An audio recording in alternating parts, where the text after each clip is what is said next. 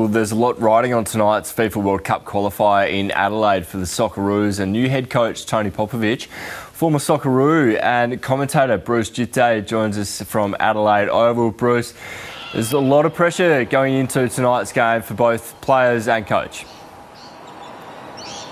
There is a lot of pressure. A poor start to the campaign saw the Socceroos losing to Bahrain and drawing with Indonesia, sees them second last in the group.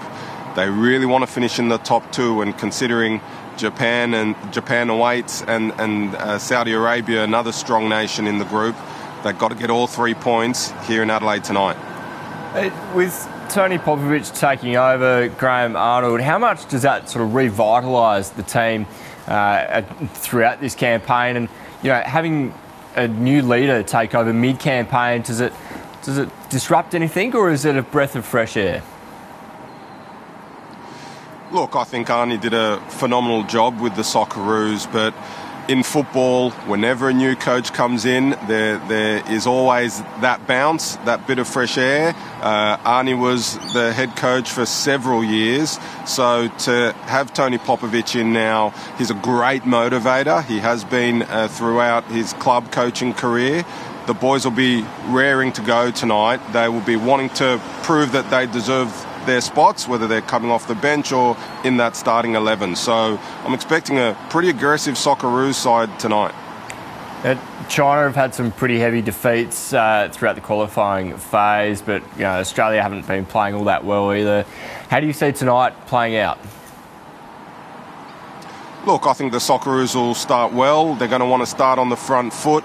They have struggled in recent games in really taking games by the scruff of the neck. They're going to want to show that. There's 7 local boys in this national team. They're playing in front of their family and friends. It's the first time the Socceroos have played in Adelaide for about 7 years. So I think the Socceroos will be too strong for China tonight. They're strong in defence as well. My prediction, if you're asking me, is a 3-0 win. 3-0, we'll take that any day of the week. Hey, Bruce, talk us through the qualifying and how it works. So there's 6 nations in the group. The top 2 make it 3. If Australia doesn't make it into that top 2, where do we go from there?